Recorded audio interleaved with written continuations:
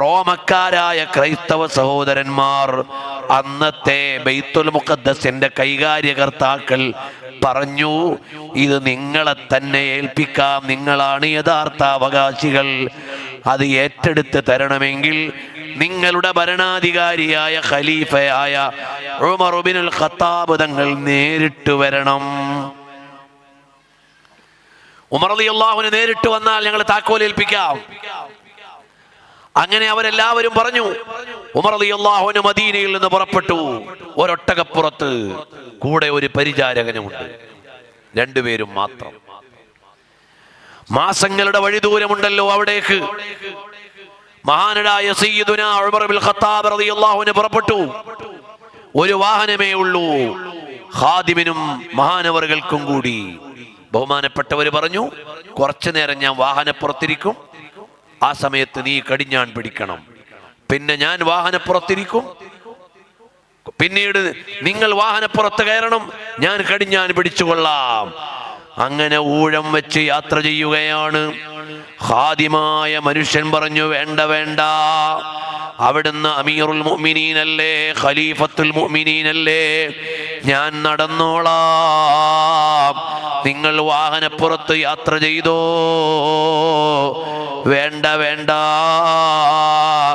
അങ്ങനെ ഊഴം വെച്ച് യാത്ര ചെയ്ത് അങ്ങ് ബൈത്തുൽ മുഖദ്ദസിന്റെ അടുക്കലേക്ക് എത്തുകയാണ്. റോമിന്റെ ഭരണാധികാരികളുണ്ട്, ക്രൈസ്തവ ചർച്ചിലെ പാത്രിയാർക്കീസുമാരുണ്ട്, അവരെല്ലാവരും കാത്തു നിൽക്കുകയാണ്. മഹാനരായ ഉമർ ഇബ്നുൽ ഖത്താബ് തങ്ങൾ ലോകം ഞെട്ടിത്തെരിക്കുന്ന പേരുള്ള ഭരണാധികാരിയാണ്. ആ ഭരണാധികാരി വരും, ബൈത്തുൽ മുഖദ്ദസ് ഏറ്റെടുക്കാൻ പോവുകയാണ്. എല്ലാരും നോക്കി നിൽക്കുമ്പോൾ അങ്ങ് വാഹനപ്പുറത്ത്, ഒരൊട്ടകപ്പുറത്ത് ഒരാളുണ്ട്, ഒരാൾ കടിഞ്ഞാൺ പിടിച്ചിട്ടുമുണ്ട്. അടുത്തിങ്ങനെ വരികയാണ്. ഇവരെല്ലാവരും കൂടി കാത്തു നിന്ന് നോക്കിയപ്പോൾ എല്ലാവരും വാഹനപ്പുറത്തുള്ള ആളെ ലക്ഷ്യം വെച്ചുകൊണ്ട് നീങ്ങി. അബൂ ഉബൈദ റളിയല്ലാഹു അൻഹു പറഞ്ഞു, അല്ലയോ പ്രിയപ്പെട്ടവരെ, ആ വാഹനപ്പുറത്തുള്ള ആളല്ല ഞങ്ങളുടെ ഖലീഫ, ആ കടിഞ്ഞാൺ പിടിച്ചുകൊണ്ടുവരുന്ന ആളാണ്. ഇതെന്തു കാര്യം? ഉമർ റളിയല്ലാഹു അൻഹു ഊഴം വെച്ച് യാത്ര ചെയ്തു വരികയാണല്ലോ. ആ യാത്രാക്രമം അനുസരിച്ച് പരിചാരകൻ മേലെ ഇരിക്കുന്ന സമയത്താണ് ബൈത്തുൽ മുഖദ്ദസിൽ എത്തിയത്. ഉമർ റളിയല്ലാഹു അൻഹുവിന് യാതൊരു മടിയും ഇല്ല. നേരെ അവിടെയുള്ള പാതിരിമാര് സ്വീകരിച്ചപ്പോൾ ഉമർ റളിയല്ലാഹു അൻഹു കണ്ടം വെച്ച കുപ്പായമാണ് ധരിച്ചിട്ടുള്ളത്. 7 or 8 കഷ്ണങ്ങൾ തുന്നിച്ചേർത്ത കുപ്പായം ധരിച്ചുകൊണ്ടാണ് നിൽക്കുന്നത്. അബൂ ഉബൈദ റളിയല്ലാഹു അൻഹു അടുത്ത് വന്ന് കെട്ടിപ്പിടിച്ചിട്ട് ചോദിച്ചു, ഓ ഉമറേ, ഇതെന്തു കുപ്പായമാണ്? ഇങ്ങനെയാണോ ഒരു ഔദ്യോഗിക ചടങ്ങിൽ ഏറ്റെടുക്കാൻ വരുന്നത്? അപ്പോൾ അബൂ ഉബൈദ തങ്ങൾ നല്ല ഒരു ഗൗൺ ധരിച്ചിട്ടുണ്ട്. ഉമർ റളിയല്ലാഹു അൻഹു ചോദിച്ചു, അബൂ ഉബൈദ, നിങ്ങൾ തന്നെ എന്നോട് ഈ ചോദ്യം ചോദിച്ചല്ലോ, വല്ലാത്ത ചോദ്യമായി പോയി. അഅസ്സനല്ലാഹു ബിൽ ഇസ്ലാം. നമുക്ക് പ്രതാപം എവിടെന്നാണ് അബൂ ഉബൈദ കിട്ടിയത്? നല്ല കുപ്പായത്തിൽ നിന്ന് കിട്ടിയതാണോ? നല്ല പണത്തിൽ നിന്ന് കിട്ടിയതാണോ? നല്ല പ്രതാപത്തിൽ നിന്ന് കിട്ടിയതാണോ? നല്ല സപ്രപഞ്ചങ്ങളിൽ നിന്ന് കിട്ടിയതാണോ? നമ്മൾ ഇന്ന് അനുഭവിക്കുന്ന മുഴുവൻ പ്രതാപങ്ങളും ഈമാനും ഇസ്ലാമും മുറുകെ പിടിച്ചപ്പോഴല്ലേ നമുക്ക് കിട്ടിയത്. നിങ്ങളിങ്ങനെ ഒരു പ്രൗഢിയുള്ള വേഷം ധരിച്ചുകൊണ്ട് നിൽക്കുമെന്ന് ഞാൻ പ്രതീക്ഷിച്ചില്ല. നിങ്ങൾ എന്നെ ഈ വിഷയത്തിൽ കുറ്റപ്പെടുത്തുമെന്ന് ഞാൻ വിചാരിച്ചില്ല എന്ന് അബൂ ഉബൈദ തങ്ങളോട് പറഞ്ഞപ്പോൾ അബൂ ഉബൈദ റളിയല്ലാഹു അൻഹു പറയാണ്, ക്ഷമിക്കണം ഉമർ എന്നവരെ, ഞാൻ ഈ ധരിച്ച ഗൗണ് എൻ്റെ ഇഷ്ടം കൊണ്ട് ധരിച്ചതല്ല. ഇവര് നിർബന്ധിച്ച് അവരുടെ ആതിഥ്യത്തിൻ്റെ ചിട്ടയിൽ പറഞ്ഞപ്പോ ഞാൻ ഇട്ടുപോയതാണ്. പ്രിയമുള്ളവരെ, ഉമർ റളിയല്ലാഹു അൻഹുവിന്റെ കയ്യിലേക്ക് ബൈത്തുൽ മുഖദ്ദസിന്റെ താക്കോൽ അല്ലെങ്കിൽ ഖുദ്സ് പട്ടണത്തിന്റെ താക്കോല് കൊടുത്തു. ആ കണ്ടം കുപ്പായമിട്ട ഉമർ ഇബ്നുൽ ഖത്താബ് എന്ന ഭരണാധികാരി അധികാരപൂർവ്വം അർഹതയോടെ അത് വാങ്ങിയിട്ട് ചോദിച്ചു, ഇവിടെ ജൂതന്മാരായ ആളുകൾ, യഹൂദികളായ ആളുകൾ പുണ്യം കൽപ്പിക്കുന്ന ഒരു സ്ഥലമുണ്ടല്ലോ, അതെവിടെയാണ്? അപ്പോൾ പറഞ്ഞു, അതാ കാണുന്ന സ്ഥലം. നോക്കിയപ്പോൾ അവിടെ വേസ്റ്റുകൾ ഇട്ടിരിക്കുന്ന സ്ഥലമാണ്. മഹാനായ ഉമർ ഇബ്നുൽ ഖത്താബ് തങ്ങൾ വേറെ ഒന്നും ആലോചിച്ചില്ല. കുപ്പായ കൈയൊന്ന് കയറ്റി, ഉള്ള തുണിയൊന്ന് മെല്ലെ ഒതുക്കിക്കൂട്ടി, എന്നിട്ട് നേരെ സ്വന്തം കൈകൊണ്ട് അവിടം വൃത്തിയാക്കുകയാണ്. ഇത് കണ്ടപ്പോൾ കൂടെയുള്ളവരും ചേർന്നു. ഖുദ്സ് പട്ടണത്തിൽ അന്ന് ക്രൈസ്തവരുണ്ട്, അന്ന് ജൂതന്മാരുണ്ട്. ഒരാളെയും ഖുദ്സിൽ നിന്ന് പുറത്താക്കിയില്ല, ഒരാളെയും ആക്രമിച്ചില്ല. ലോക ചരിത്രം പറയുന്നത് ബൈത്തുൽ മുഖദ്ദസിൽ അഥവാ ഖുദ്സ് പട്ടണത്തിൽ എല്ലാ മതക്കാരും ഏറ്റവും ക്ഷേമൈശ്വര്യത്തോടെ ജീവിച്ച കാലമായിരുന്നു അത്. അപ്പോൾ ഈ ഖുദ്സ് ബൈത്തുൽ മുഖദ്ദസിന്റെ അടുത്ത് തന്നെ കനീസത്തുൽ ഖിയാമ എന്ന ക്രൈസ്തവരുടെ ഒരു ദേവാലയമുണ്ട്. അവിടേക്ക് കൂട്ടിക്കൊണ്ടുപോയി അതിന്റെ താക്കോലും ഉമർ ഇബ്നുൽ ഖത്താബ് തങ്ങളെ ഏൽപ്പിച്ചു. ഉമർ റളിയല്ലാഹു അൻഹു അതവിടെയുള്ള ഒരു കുടുംബക്കാരെ ഏൽപ്പിച്ചു. ഇന്നും ആ പരമ്പരയുടെ കയ്യിലാണ് ആ താക്കോലുള്ളത്. അറിയുമോ? എന്നാൽ ഈ ഖുദ്സ് പട്ടണം നമ്മുടെ കയ്യിലായിരുന്നു. ഖുദ്സ് പട്ടണം നമ്മുടെ കയ്യിലായിരുന്നത് എപ്പോഴാണ്?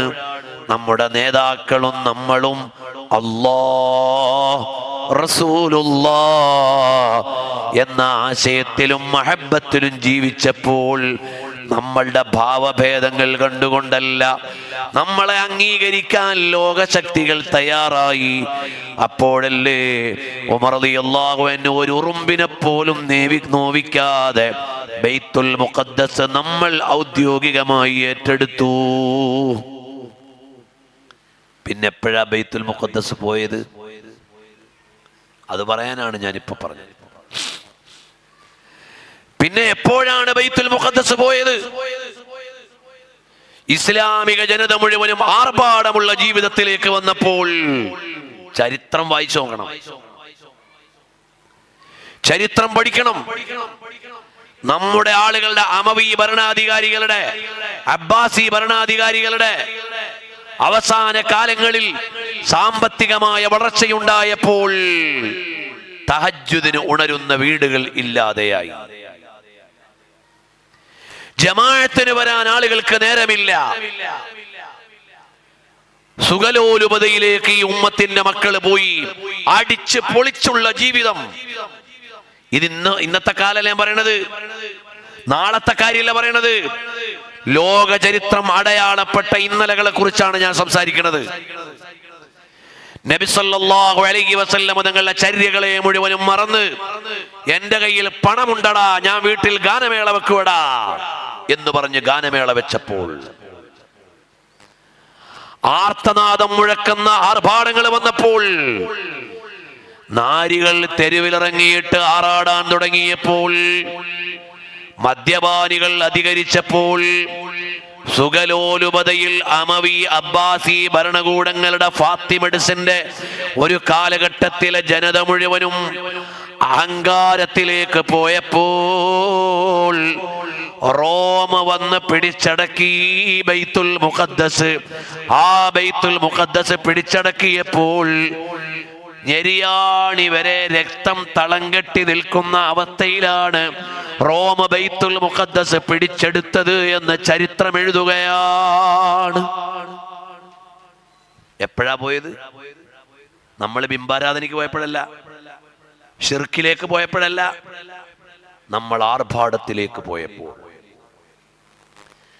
നമ്മുടെ മുൻഗാമികളായ ഒരു ജനത കിട്ടിയ കാശ് കൊണ്ട് ഹറാമു ചെയ്തപ്പോൾ, അനാവശ്യം ചെയ്തപ്പോൾ, ചരിത്രത്തിൽ നിന്ന് പാഠം ഉൾക്കൊണ്ടില്ലെങ്കിൽ വർത്തമാനത്തിൽ നിങ്ങൾക്ക് ഒരുപാട് ശിക്ഷ അനുഭവിക്കേണ്ടി വരും.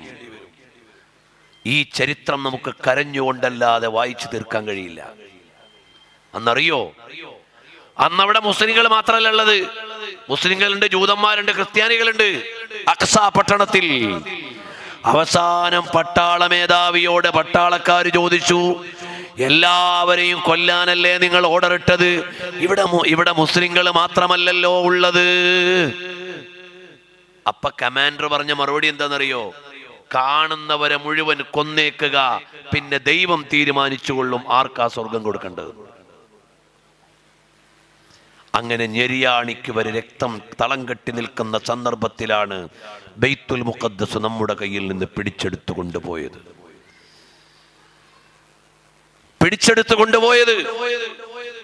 ഇന്ന് കാണുന്ന ആധുനിക യൂറോപ്പിന്റെ സ്പെയിനിൽ നമ്മുടെ ഒരുപാട് ഇമാമിങ്ങൾ ജീവിച്ച നാടാണത്.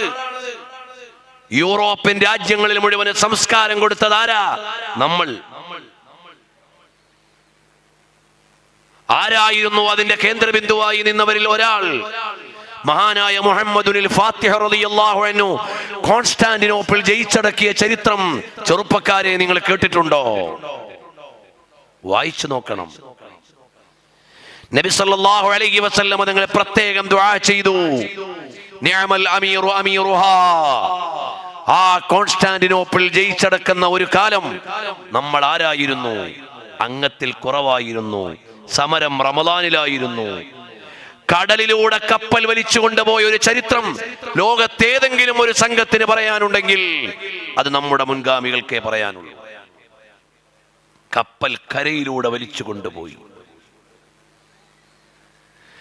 റോം ഉണ്ടാക്കിയിരുന്ന മുഴുവൻ ബണ്ടുകളെയും സമുദ്ര നിയന്ത്രണങ്ങളെയും ബ്രേക്ക് ചെയ്ത് അതിന്റെ ഉള്ളിലേക്ക് കപ്പലെത്തിക്കാൻ അവസാനം മഹാനവറുകൾ പറഞ്ഞു, നമുക്ക് ഈ ഒരു രാത്രി കൊണ്ട് നിശ്ചിത കപ്പലുകൾ കടലിൽ അവരുടെ ചങ്ങല പൊട്ടിച്ച് കയറാൻ കഴിയാത്തത് കൊണ്ട് കരയിലൂടെ വലിച്ചു കൊണ്ടുപോയി അവിടെ ഇറക്കണം. ഇത് കഥയല്ല, റിയൽ ഹിസ്റ്ററി. അത് മാത്രം ഒരു 4-5 മണിക്കൂർ പറയണം മുഹമ്മദുൽ ഫാത്തിഹ തങ്ങളെ. ഇവിടെ സമയമില്ലാത്തതുകൊണ്ട് ഞാൻ അതിലേക്ക് കടക്കണില്ല. നമ്മൾ ഓരോരുത്തരും അറിയണം. അങ്ങനെ ഇന്ന് യൂറോപ്പിലെ സ്പെയിൻ, കൊർദോവ, ഈ പ്രദേശങ്ങൾ മുഴുവനും ഇസ്ലാമിക വിജ്ഞാനത്തിന്റെയും നാഗരികതയുടെയും ഈറ്റില്ലമായിരുന്നു. അവിടെയാണ് ഗവേഷണങ്ങൾ ഉണ്ടായത്, അവിടെയാണ് പണ്ഡിതന്മാര് വളർന്നു വന്നത്. ഇമാമുൽ ഖുർത്തുബി തങ്ങളുടെ നാടല്ലേ കൊർദോവ എന്നത്. ഒരുപാട് ഇമാമിങ്ങൾ ഉദയം കൊണ്ട നാടാണ് യൂറോപ്പ്. ആ യൂറോപ്പ് ഏറ്റവും വികസനമുണ്ടായ കാലം മുസ്ലിമീങ്ങളുടെ കാലമാണ്. ഏറ്റവും പ്രതാപത്തോടെ ജൂതന്മാരടക്കം ജീവിച്ചത് മുസ്ലിങ്ങൾ ഭരിച്ചിരുന്ന കാലമാണ്. നമ്മുടെ കയ്യിൽ നിന്ന് ബൈത്തുൽ മുഖദ്ദസ് പോയി. പിന്നെ ബൈത്തുൽ മുഖദ്ദസ് തിരിച്ചു കിട്ടിയത് എപ്പോഴാണ്? പിന്നെ നമ്മുടെ കയ്യിലേക്ക് ബൈത്തുൽ മുഖദ്ദസ് വന്നത് എപ്പോഴാണ്? ഈ ആർഭാടങ്ങളിൽ നിന്നെല്ലാം മാറിയിട്ട് ഞാൻ ഈ വയത് പറയുന്ന മാതിരിയുള്ള കാര്യങ്ങൾ ജീവിതത്തിലേക്ക് പകർത്തുന്ന ആളുകൾ വന്നപ്പോൾ അവരുടെ മുമ്പിൽ നിന്നയാളാണ് മഹാനായ സയ്യിദുനാ സ്വലാഹുദ്ദീൻ അൽ അയ്യൂബി റളിയല്ലാഹു അൻഹു. കഥ പറഞ്ഞു പോകാനല്ല ഞാൻ ഇന്ന് വന്നത്. ചരിത്രത്തിൽ നിന്നുള്ള ചില യാഥാർത്ഥ്യങ്ങളെ വർത്തമാനത്തോട് ചേർത്ത് ആലോചിക്കണമെന്ന് പറയാനാണ്. സ്വലാഹുദ്ദീൻ അയ്യൂബി തങ്ങള് ബൈത്തുൽ മുഖദ്ദസ് തിരിച്ചു പിടിച്ചത് ആയുധ ശക്തി കൊണ്ടല്ല, ആത്മീയ ശക്തി കൊണ്ടാണ്. സൈനിക ബലം കൊണ്ടല്ല, ആധ്യാത്മിക ബലം കൊണ്ടാണ്. സ്വലാഹുദ്ദീൻ അയ്യൂബി തങ്ങളുടെ മുൻഗാമിയായ ഇസ്സുദ്ദീൻ അസ്സിംഗി, ഇമാദുദ്ദീൻ അസ്സിംഗി, ഇമാദുദ്ദീൻ അസ്സിംഗി എന്ന ഭരണാധികാരി നല്ല നീതിമാനായ സാത്വികനായ മഹാനാണ്. ബൈത്തുൽ മുഖദ്ദസ് നമുക്ക് തിരിച്ചു കിട്ടണമല്ലോ, പ്രവർത്തിക്കാൻ തുടങ്ങി. പക്ഷേ വേഗം കൊല്ലപ്പെട്ടു പോയി. പിന്നീട് വന്ന ഭരണാധികാരിയാണ് നൂറുദ്ദീൻ അസ്സിംഗി. ഭരണാധികാരിയാണ്, രാഷ്ട്രീയ നേതാവാണ്. പക്ഷേ തഹജ്ജുദ് നിസ്കരിക്കുന്ന രാഷ്ട്രീയ നേതാവാണ്. ഔറാദുകൾ പതിവാക്കുന്ന ഭരണാധികാരിയാണ്. വിറുതുകൾ മുടക്കാത്തവരാണ്. നൂറുദ്ദീൻ അസ്സിംഗി തങ്ങളുടെ കാലത്താണ് അലപ്പോയിൽ നിന്നുള്ള ക്രിസ്ത്യാനികളോ ജൂതന്മാരോ നബി സല്ലല്ലാഹു അലൈഹി വസല്ലം തങ്ങളുടെ തിരുശരീരം മോഷ്ടിച്ചു കൊണ്ടുപോകാൻ വന്നത്. അവര് ചെയ്ത പണി എന്താണ്? മസ്ജിദുൻ നബവിയിൽ നിന്ന് അധികം ദൂരമല്ലാത്ത ഒരു സ്ഥലത്ത് തമ്പടിച്ചു. അവര് തുരന്നുണ്ടാക്കും, അണ്ടർഗ്രൗണ്ടിലൂടെ തുരന്ന് മണ്ണ് ശേഖരിക്കും. സുബഹിക്ക് മുമ്പ് ജന്നത്തുൽ ബഖീ ഖബർസ്ഥാനാണ്, അവിടെ കൊണ്ടുപോയി മണ്ണ് നിക്ഷേപിക്കും. തഹജ്ജുദിന്റെ സമയത്ത് തന്നെ പള്ളിയിൽ വരും. ആരും സംശയിക്കുന്ന വ്യക്തികളല്ലാതെ ജൂതന്മാരവിടെ തുരന്ന് നബി സല്ലല്ലാഹു അലൈഹി വസല്ലം തങ്ങളുടെ ഖബർ ശരീഫ് ഉൾക്കൊള്ളുന്ന റൂമിന്റെ അടുത്ത് വരെ എത്തി. അപ്പോഴാണ് നബി സല്ലല്ലാഹു അലൈഹി വസല്ലം തങ്ങൾ നൂറുദ്ദീൻ സിംഗി എന്ന ഭരണാധികാരിയോട് സ്വപ്നത്തിൽ പറഞ്ഞു, എന്റെ ഖബർ ഇങ്ങനെ തുരന്നു വരുന്നുണ്ട്, വേണ്ടത് ചെയ്യണേ. ഇത് താരീഖുൽ മസ്ജിദുൻ നബവി ശരീഫിലുണ്ട്.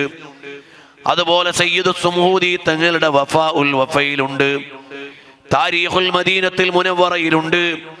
ഒരുപാട് ഗ്രന്ഥങ്ങളിലുള്ള കാര്യമാണ്. അവസാനം നൂറുദ്ദീൻ സിംഗി തങ്ങൾ നേരെ മദീനയിൽ വന്നു. മദീനയിൽ വന്ന് ഇവരെ കണ്ടുപിടിച്ചു, മാതൃകാപരമായ ശിക്ഷ നടപ്പിലാക്കി. എന്നിട്ട് മഹാനവറുകൾ നബി സല്ലല്ലാഹു അലൈഹി വസല്ലം തങ്ങളുടെ ഖബർ ശരീഫിന്റെ ചുറ്റും വെള്ളം കാണുന്ന ആഴത്തിൽ കുഴിക്കുകയും ഈയം ഒഴിച്ചിട്ട് മതിൽ കെട്ടുണ്ടാക്കുകയും ചെയ്തു അണ്ടർഗ്രൗണ്ടിൽ. അങ്ങനെ സംരക്ഷണം ഏർപ്പെടുത്തിയ മഹാനാണ് നൂറുദ്ദീൻ സിംഗി എന്ന ഭരണാധികാരി. മഹാനവറുകൾ ഒരുപാട് നീക്കങ്ങൾ നടത്തി. നാളെ എന്നെങ്കിലും ഒരു ദിവസം ഈ മസ്ജിദുൽ അഖ്സ മോചിച്ചു കിട്ടുമെന്ന് കരുതി മഹാനവറുകൾ ഒരു മിമ്പർ പണിതവിടെ വെച്ചു. പക്ഷേ മഹാനവറുകളും വഫാത്തായി പോയി. പിന്നീട് ചെറുപ്പക്കാരനായ മകനാണ് ഭരണാധികാരിയായത്. അന്ന് സലാഹുദ്ദീൻ അയ്യൂബി തങ്ങൾ ഈജിപ്തിലാണ്.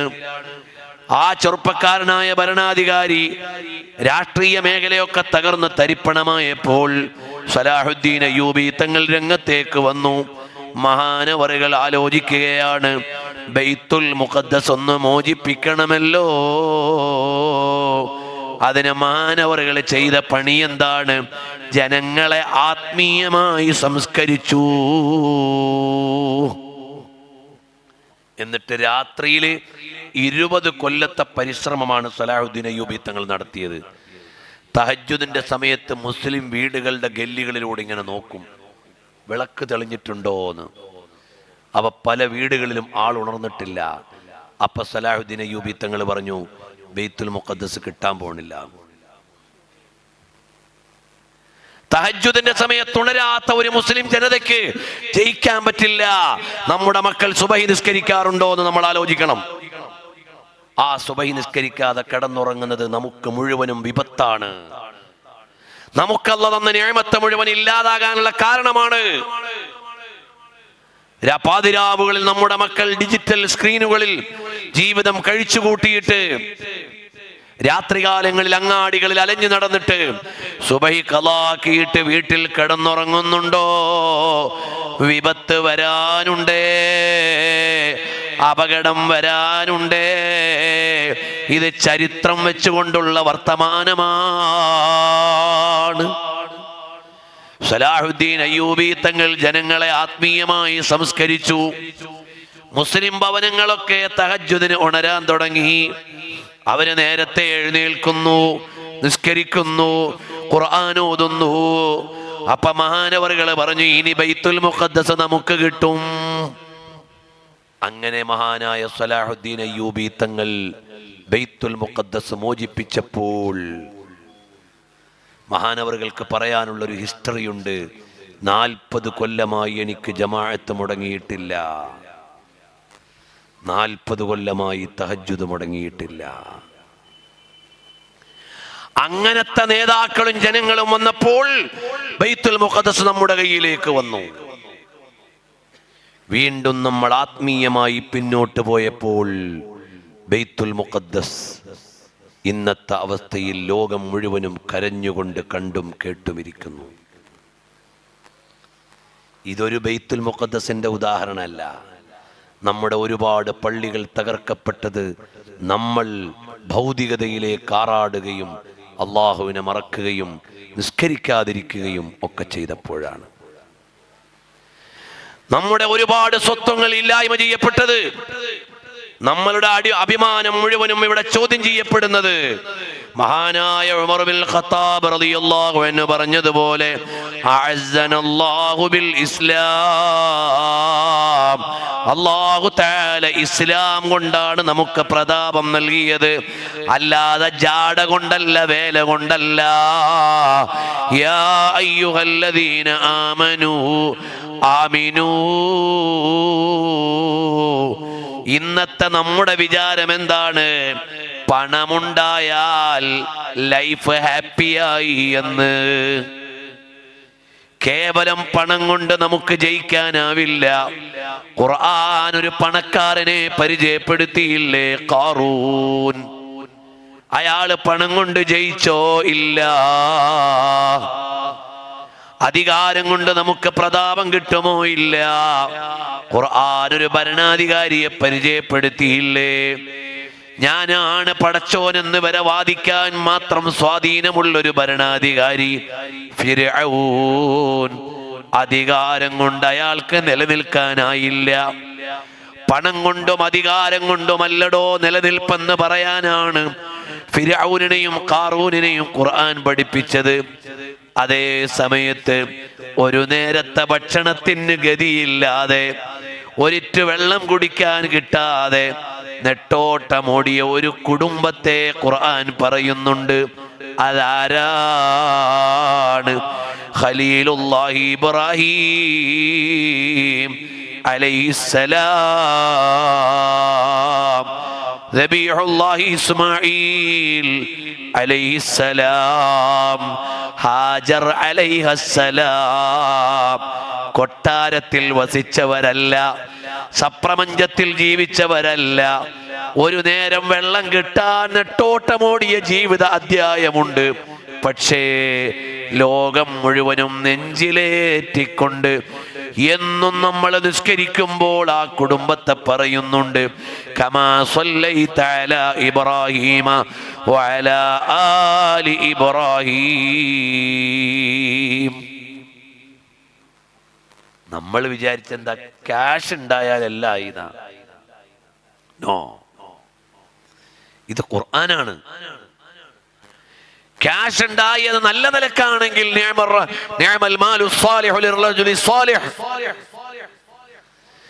സ്വാലിഹായ മനുഷ്യന്റെ കയ്യിൽ സ്വാലിഹായ സമ്പാദ്യമുണ്ടായാൽ അതവൻ പിടിച്ചു വെച്ചിട്ട് ജാട കാണിക്കാനല്ല.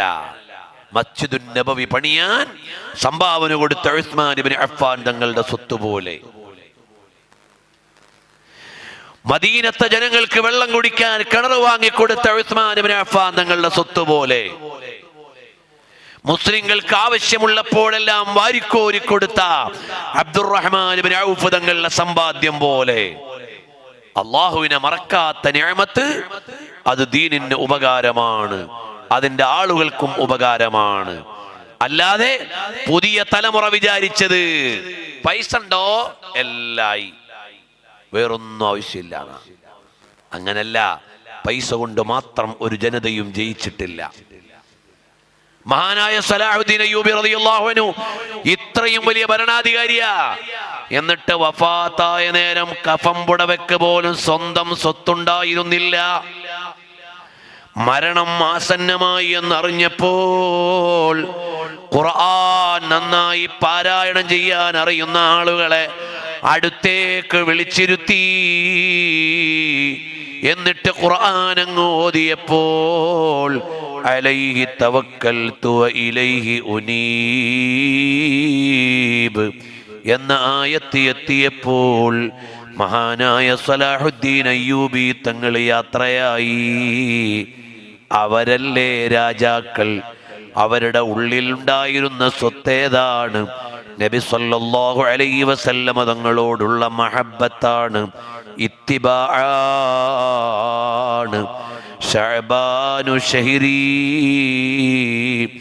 നബി സല്ലല്ലാഹു അലൈഹി വസല്ലം തങ്ങൾ പഠിപ്പിച്ചു, ശഅബാൻ എൻ്റെ മാസമാണ് എന്ന് പറഞ്ഞാൽ ഇന്നല്ലാഹ വ മലായികതഹു യുസല്ലൂന അലൻ നബി യാ അയ്യുഹല്ലദീന ആമനൂ സല്ലു അലൈഹി വസല്ലിമൂ തസ്ലീമാ എന്ന ആയത്തിറങ്ങിയ മാസമാണിത്.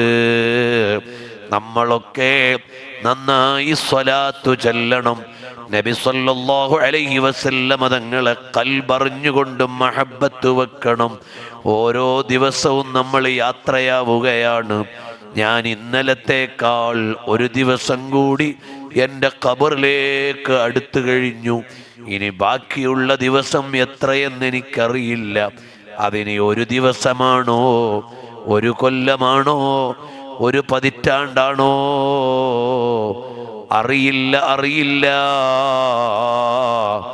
നമ്മുടെ എല്ലാം ജീവിതം ഓരോ നിമിഷവും എണ്ണിക്കുറഞ്ഞുകൊണ്ടിരിക്കുകയാണ്. എപ്പോൾ എവിടെ വെച്ചാണ് ലോകത്തോട് വിട പറയുകയെന്നറിയില്ല. കഴിഞ്ഞ ദിവസം ഞാനും മുസ്തഫ ഹാജിയും കൂടി ബംഗാളിൽ നിൽക്കുമ്പോഴാണ് പൂക്കോത്തുള്ള ഒരു SSFന്റെ പ്രവർത്തകൻ വിളിച്ചിട്ട് പറഞ്ഞു, ഡൽഹിയിൽ നമ്മുടെ ഒരു കൂട്ടുകാരൻ മരണപ്പെട്ടിട്ടുണ്ട്, അവിടെ ആരെങ്കിലും ഉണ്ടോ നമുക്ക് വേണ്ട കാര്യങ്ങൾ ചെയ്യാൻ. ഞാൻ അപ്പോൾ തന്നെ ആ ഫോൺ ബഹുമാനപ്പെട്ടവരുടെ കയ്യിൽ കൊടുത്തു, ഇതാരാണെന്നൊന്ന് ഐഡന്റിഫൈ ചെയ്യാൻ. അപ്പോൾ പറഞ്ഞു, നമ്മുടെ പ്രിയപ്പെട്ട പ്രവർത്തകനാണ്. എങ്ങനെ ഡൽഹിയിലെത്തിയതാണ്? നോക്കുമ്പോൾ ഡൽഹിയിൽ ടൂറിന് പോയി കൂട്ടുകാരോടൊപ്പം. എന്നിട്ട് അവർ റൂമിൽ കിടന്നു. ചെറിയ എന്തോ ഒരു അസുഖമുണ്ടായിരുന്നു. രാവിലെ വിളിക്കുമ്പോൾ ഉണരുന്നില്ല. 17 വയസ്സോ മറ്റോ പ്രായമുള്ളൂ അല്ലേ? ഈ അടുത്ത നാട്ടുകാരനല്ലേ? മിഥിലാജ് എന്നാണ് പേര്. ആ ചെറുപ്പക്കാരൻ വിട്ടുപിരിഞ്ഞു പോയില്ലേ? അതെനിക്കുള്ള വഴലല്ലേ? നിങ്ങൾക്കുള്ള ഉപദേശമല്ലേ? നമുക്കുള്ള ഓർമ്മപ്പെടുത്തലല്ലേ? അതാ ലോകത്തറിയപ്പെട്ട പണ്ഡിതനായ ബഹുമാനപ്പെട്ട മക്കയിലെ ഷാഫിഈ മുഫ്തിയായിരുന്നവർ ഇതാ കഴിഞ്ഞ ദിവസം ഫ്ലൈറ്റിൽ വെച്ച് വഫാത്തായി പോയി. ഇതുപോലെ എത്രയെത്ര ആളുകൾ കിടന്നുറങ്ങിയിട്ട് രാവിലെ ഉണർന്നില്ല. ഗൾഫിലേക്ക് പോയിട്ട് അവിടെ എത്തിയില്ല, അവിടുന്ന് തിരിച്ചിട്ട് ഇവിടെ എത്തിയില്ല, നാട്ടിലെ എയർപോർട്ടിലെത്തിയിട്ട് വീട്ടിലെത്തിയില്ല. അതുപോലെ ഓരോ മനുഷ്യരും എത്ര വേഗം യാത്രയാവുകയാണ്. അതെല്ലാം എനിക്കും നിങ്ങൾക്കുമുള്ള വഅളാണ്, നസീഹത്താണ്. പ്രിയമുള്ളവരെ, നമ്മൾ അനാവശ്യമായ ഒരു ചാറ്റ് ചെയ്യുമ്പോഴാണ് അസ്റായീൽ വരുന്നതെങ്കിൽ അന്ത്യം എത്ര മോശമായി പോകും. ഒരന്യ പുരുഷന്റെ കൂടെയാണ് റൂം പങ്കിടുന്ന നേരത്താണെങ്കിൽ ഇന്നാലില്ലാഹ്. ഒരന്യ സ്ത്രീയുടെ കൂടെ ഒറ്റക്കാകുമ്പോഴാണെങ്കിൽ ഇന്നാലില്ലാഹ്. ഇതൊക്കെ ആലോചിച്ചിട്ട് ചിട്ടയിൽ ജീവിക്കാനല്ലേ മുഅ്മിനീങ്ങളെ നമ്മൾ ഒരുങ്ങേണ്ടത്. ഈ വഅളുകൾ എന്തിനുള്ളതാണ്? എന്നെയും നിങ്ങളെയും ആഖിറം ചിന്തിപ്പിക്കാനുള്ളതാണ്. നബി സല്ലല്ലാഹു അലൈഹി വസല്ലം തങ്ങളിലേക്ക് സ്നേഹം വർദ്ധിപ്പിക്കാനുള്ളതാണ്. സൽക്കർമ്മങ്ങൾ ചെയ്യാൻ പ്രേരണ നൽകാനുള്ളതാണ്. അല്ലാഹ്, എത്ര ഔദാര്യവാനാണ് റബ്ബ്. അല്ലാഹുവിലേക്ക് നന്നായി അടുക്കാൻ നമ്മളെല്ലാവരും ശ്രമിക്കണം. അല്ലാഹ് എന്ന് പറയുമ്പോൾ ഖൽബിൽ ഒരു പ്രകമ്പനം വരണം. അപ്പോഴല്ലേ ഒരു മുഅ്മിനായി മാറുന്നത്. അല്ലാഹുവിന് നമ്മളോട് വലിയ ഇഷ്ടമാണ്. അല്ലാഹു നമ്മളോട് വലിയ കരുണയുള്ള രക്ഷിതാവാണ്. അല്ലാഹു നമ്മൾ വിളിക്കാൻ കാത്തിരിക്കുന്ന പരമാധികാരിയാണ്. നമ്മൾ ഒരു ചെറിയ വിളി വിളിച്ചാൽ അത് വലുതായി സ്വീകരിക്കാൻ ഔദാര്യമുള്ളവനാണ്. അവനല്ലേ പറഞ്ഞത്, ഓ നബിയേ,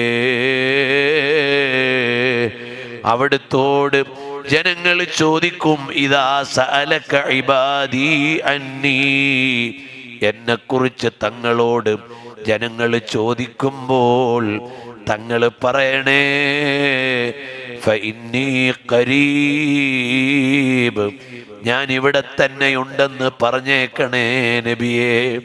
എന്ത് നല്ലൊരു പ്രയോഗമാണ് ഖുർആനിൽ അല്ലാഹു പറഞ്ഞത്.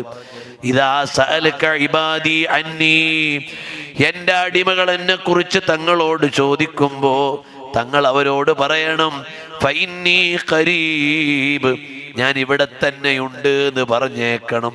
അപ്പൊ അവർക്കൊരു പ്രതീക്ഷയാണ്, അവർക്ക് ദുആ ചെയ്യാൻ ഒരാശയാണ്. അവര് ചോദിച്ചേക്കാം, വിളിച്ചാൽ ഉത്തരം തരുന്ന റബ്ബാണോ? പരമാധികാരിയല്ലേ അവൻ? ലോകം പടച്ച് ഭരിക്കുന്നവനല്ലേ അവൻ? വിളിച്ചാൽ ഉത്തരം ചെയ്യുന്നവനാണോ? ആശങ്കപ്പെടണ്ട, ഉദ്ഊനി, നിങ്ങൾ എന്നോട് ചോദിച്ചോളൂ, അസ്തജിബ് ലക്കും, ഞാൻ തന്നോളാം. നിങ്ങൾ നടന്നെൻ്റെ അടുക്കലേക്ക് വരാനാണോ ഒരുങ്ങിയത്? ഞാൻ ഓടി നിങ്ങളെ സ്വീകരിച്ചോളാം. നിങ്ങളൊരു ഒരടി അടുക്കാനാണോ? എന്നാൽ അതിൻ്റെ 10 ഇരട്ടി ഒരു മുഴം ഞാൻ അങ്ങോട്ടടുത്തോളാം. ഇത്തരം ഔദാര്യമുള്ളൊരു റബ്ബിനെ റഹ്മത്തുല്ലിൽ ആലമീനായ സല്ലല്ലാഹു അലൈഹി വസല്ലം തങ്ങൾ പരിചയപ്പെടുത്തിയിട്ടുണ്ട്. അതുകൊണ്ട് അള്ളാഹുവിലേക്ക് മടങ്ങണം. എൻ്റെ ഉമ്മ പെങ്ങന്മാരെ, വളരെ വിനയത്തോടെ ഞാനൊന്ന് പറഞ്ഞോട്ടെ, നമ്മുടെ വീട്ടിൽ അള്ളാഹുവിനെ ദിക്ർ ചെയ്യുന്ന വീടാകണം. ആർഭാടങ്ങളിൽ വീണു പോകരുത്. മൊബൈലിൽ ജീവിതത്തിന്റെ നല്ലൊരു ശതമാനം ഹോമിക്കുന്ന സഹോദരിമാരുണ്ട്. ക്ഷമിക്കണേ, നമ്മുടെ ആയുസ് ഡിജിറ്റലിൽ കൊല്ലാനുള്ളതല്ല, തമാശ പറഞ്ഞു തീർക്കാനുള്ളതല്ല, വാട്സപ്പ് സ്ക്രോൾ ചെയ്ത് തീർക്കാനുള്ളതല്ല. പുതിയ പുതിയ സംവിധാനങ്ങളുണ്ട്. പേര് പറഞ്ഞാൽ ചിലപ്പോൾ ചോദിക്കും, മൂല്യാരെ അതൊക്കെ പഴയതല്ലേന്ന്. ഓ സഹോദരിമാരെ, നമ്മുടെ അള്ളാഹുവിലേക്ക് അടുക്കാനുള്ള നിസ്കരിക്കേണ്ട സമയം, സ്വലാത്തു ചൊല്ലേണ്ട സമയം, ഖുർആൻ ഓതേണ്ട സമയം, ദിക്റ് ചൊല്ലേണ്ട സമയം, ഇതെല്ലാം കൊന്നിട്ടല്ലേ മൊബൈലിൽ നമ്മൾ സമയം ചെലവഴിക്കുന്നത്. കഴിഞ്ഞ വെള്ളിയാഴ്ച അൽ കഹ്ഫ് ഓതിയോ? സമയം കിട്ടാഞ്ഞിട്ടാണോ ഓതാതിരുന്നത്? ഒരൽ കഹ്ഫല്ല 10 അൽ കഹ്ഫ് ഓതേണ്ട നേരം മൊബൈലിൽ സ്ക്രോൾ ചെയ്തില്ലേ? ചെറുപ്പക്കാരാ, കഴിഞ്ഞ വെള്ളിയാഴ്ച അൽ കഹ്ഫ് ഓതിയോ? ഓതാഞ്ഞത് നേരം കിട്ടാഞ്ഞിട്ടാണോ? സമയമില്ലാഞ്ഞിട്ടാണോ? ഖുർആൻ ഒന്ന് ഖത്തമാക്കിയിട്ട് എത്ര കാലമായി മോനെ? എന്തേ? ദിവസം ഒരു 20 മിനിറ്റ് ഓതിയാൽ ഒരു മാസം കൊണ്ട് ഒരു ഖത്മ തീരേണ്ടതല്ലേ? എത്ര മണിക്കൂറാണ് ഫോണിൽ കൊന്നത്, വെറും വർത്തമാനങ്ങൾക്ക് ചെലവഴിച്ചത്? ഒരു 20ഓ 25ഓ മിനിറ്റോ വിനിയോഗിച്ചിരുന്നെങ്കിൽ ഒരു ജുസ് ഓതാമായിരുന്നില്ലേ? ഒരു മാസമാകുമ്പോൾ ഒരു ഖത്മായിരുന്നില്ലേ? നമുക്ക് വേണ്ടാന്ന് വെച്ചിട്ടല്ലേ കിട്ടാതെ പോയത്? ഇങ്ങനെ ഓരോരുത്തരും ഒന്ന് ആലോചിച്ചു നോക്കണമെന്ന് പറഞ്ഞ്